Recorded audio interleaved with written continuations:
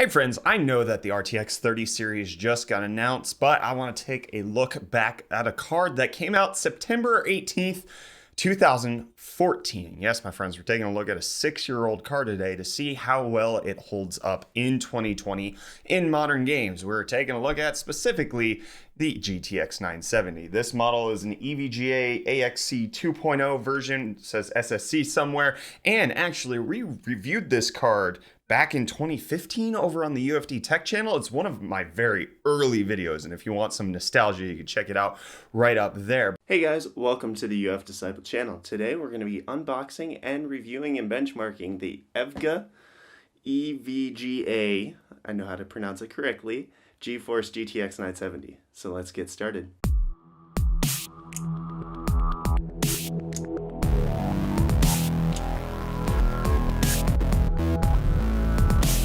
But we're going to take a look at the 970, see how it holds up. It has 1600 CUDA cores, has a base clock of 1000 megahertz, boost clock of 1200 roughly, and it has 7 gigabit per second memory, which is crazy considering that the 3090 now has 19 and a half. So a huge difference from where we've been. It has 4 gigabytes of VRAM. You can argue it has 3.5. That's up to you. And still one of the earlier cards that supported NVLink, which is one of the big things that's going away with the modern series cards. The 3070 and 3080 do not support multi-GPU. This is back when NVIDIA still allowed for multi-GPU, although it's kind of dead at this point. So the 970, probably one of the most popular cards that's come out in the last half decade. It was at the top of the Steam charts for a while until the 1066 gig displaced it, which is still actually the most popular card. So it held up pretty well as far as longevity, the amount of people that have one. And so I'm curious, how does it actually perform in modern games? And I took a look. So let's go ahead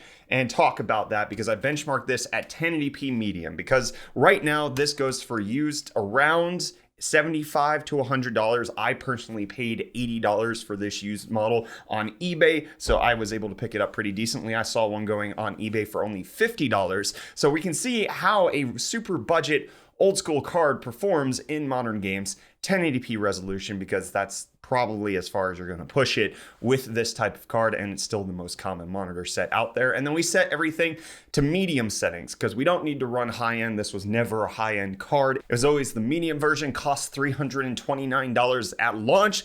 Obviously, that's a bit different now that the 3070 is going to cost $500, but you're getting a lot more performance out of that. So let's go ahead and take a look at 1080p medium results for the GTX 970 in 2020 games. Horizon Zero Dawn, that's the first one we're going to take a look at, this PS4 title. Surprisingly, the 970 held up pretty decently, coming in with a 53.8 FPS average, with the 1% and 0.1% lows doing pretty decently. Death Stranding, another PS4 game that recently dropped on PC, and actually a lot better of a port. Horizon Zero Dawn is known to be a worse port than Death Stranding, even though they use the same game engine. So a properly optimized PS4 title on the Decima engine, 74.4 FPS average, with nearly 60 FPS 1% lows. Did pretty good there. Call of Duty Warzone, one of the most popular multiplayer titles out there, the Battle Royale.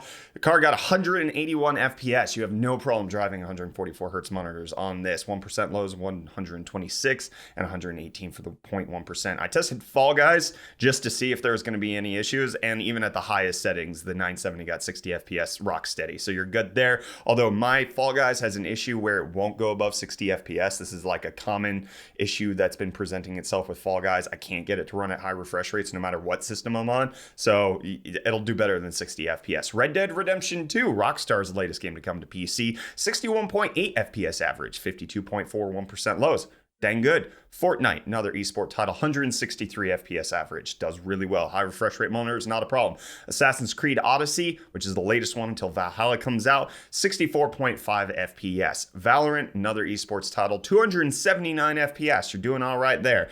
Apex Legends, 99 FPS. Star Wars Jedi Fallen Order, 86.7 FPS average. And then finally, the Mac Daddy game. Can it run Crysis? No, my friends. Can it run Microsoft Flight Simulator 2020? We came in at a 45.5 FPS average. This was done during a test flight over Pretoria, South Africa. So take that for what it's worth. Big thing about benchmarks with Microsoft Flight Simulator. It depends on the region that you go to. Take my 2080 Super right here, going 1080p high settings, not even ultra, flying over New York City, we struggle to hit 35. So it really depends on where you are at in the game, how well that card's going to perform. I would guess that the 970 is sub 20 FPS in the New York City area. But for the most part, it looks like the GTX 970 holds up really well to a bunch of modern titles, games that came out in late 2019, games that are currently being updated in 2020, and even a few recent launches such as Death Stranding and Horizon Zero Dawn.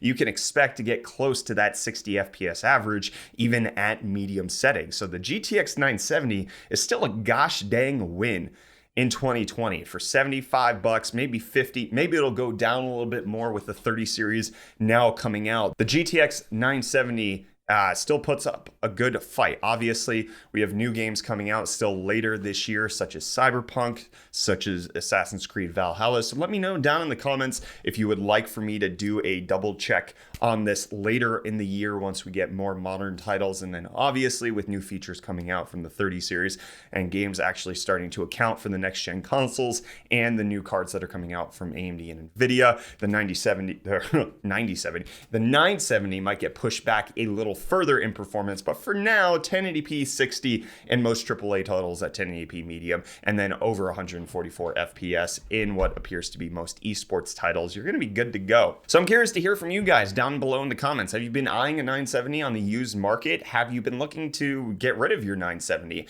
Have you been looking to hold off on purchasing games because you weren't sure as to how well it would hold up? Are you still just like rocking a 970? You're totally good. I want to hear from you down below. Let me know your 970 stories. And also what other older school GPUs you want me to take a look at. The next one that we're going to have a video on. Those are fans. The next one that we're going to have a video on, which was the 970's competitor way back in 2016, late 2015, I can't exactly remember. The R9 390, this is a little different, has 8 gigabytes of VRAM, so we'll see how that does and how well that holds up against a GTX 970 here in 2020. So get subscribed to Brainus for that. We'll have more videos coming out on some GPU retrospectives coming soon. Hit the like button if you enjoyed this video. Again, get subscribed. Come check us out over on Twitch where we do daily live streams, twitch.tv/UF Disciple. Would love to see you over there. You could have seen me benchmark the 970 live. We actually did that just as one of our streams. So yeah, in case you're interested, check that out. And I will see you in the next video. Brainus out. This is some Brainus hair, I'll tell you.